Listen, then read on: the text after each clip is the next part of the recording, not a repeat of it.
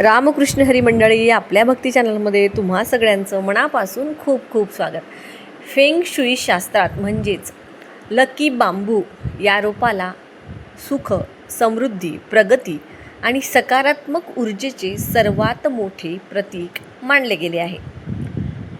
घरामध्ये किंवा ऑफिसमध्ये लकी बांबू ट्री म्हणजेच आपण ज्याला लकी बांबू प्लांट असं काय म्हणत असतो, ते ठेवल्याने घरातील वास्तुदोष दूर होतात आणि भाग्योदय होतो अशी आपल्याकडे मान्यता आहे. पण बघा, अनेकदा लोकांच्या मनात एक प्रश्न निर्माण होतो की बघा, बांबूचं रोप हे कोणाकडून तरी भेट म्हणून मिळालेलं चांगलं की स्वतःच्या पैशानं विकत घेणं चांगलं. आता बऱ्याच जणांचं असं ऐकलं की ते आपण स्वतः घेऊ शकत नाही, ते दुसऱ्यांनीच आपल्याला दिलेलं पाहिजे. तर या विषयावर आपण बघूया. बघा, फेंग शुई शास्त्र नक्की काय सांगतं याविषयी सविस्तर माहिती आपण बघणार आहोत. फेंग शुई शास्त्रानुसार म्हणजेच बांबूच्या रोपाचे दोन्ही प्रकारे वेगवेगळे महत्त्व आहे, परंतु त्यातून मिळणारी ऊर्जा, फायदे आणि थोडा फरक पडतो म्हणजे विकत घेतलेल्याचा आणि भेट दिलेल्याचा. सगळ्यात पहिले बघूया की भेट म्हणून कुणी दिलेलं म्हणजे रिसिव्हिंग ॲज अ गिफ्ट सर्वात शुभ मानलं जातं का? फेंग शुईनुसार जर तुम्हाला लकी बांबूचे रोप कुणीतरी भेट म्हणून दिले तर ते सर्वात जास्त शुभ आणि प्रभावशाली मानलं जातं. ऊर्जेचा प्रवाह आता कसा?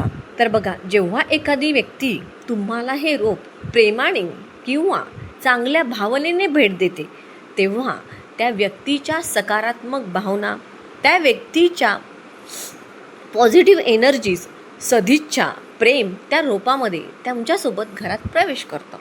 याचा अर्थ आपण कोणाला अशी भेट द्या हे सुचवणे अपेक्षित नाही, ते आपसुकच मिळालं तरच त्याचा लाभ होतो.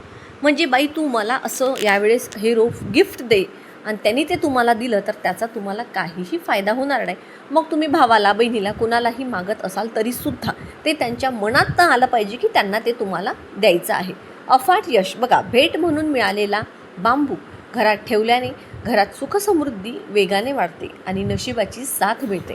म्हणूनच लग्न, वाढदिवस किंवा गृहप्रवेशाच्या वेळी लकी बांबू भेट देण्याची पद्धत आपल्या भारतातही आता रुजलेली आहे. विकत घेणं म्हणजे स्वतःहून विकत घेणं, buying in it your self, वाईट नाही, पण हा नियम पाळा.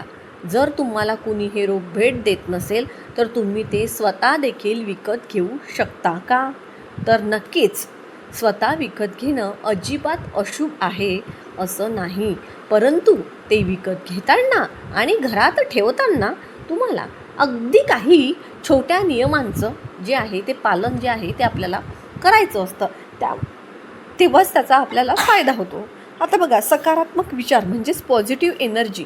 जेव्हा तुम्ही स्वतः लकी बांबू खरेदी करायला जाल तेव्हा मनात कोणताही संकोच किंवा नकारात्मक विचार ठेवू नका.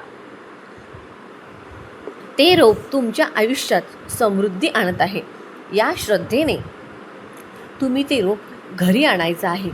आणि बघा, या रोपाची निवड तुम्ही स्वतः खरेदी करताना रोप पूर्णपणे जे आहे ते हिरवंगार असावं, निरोगी आणि त्याचं खोड देखील मजबूत असावं याची खात्री तुम्ही करून घ्या.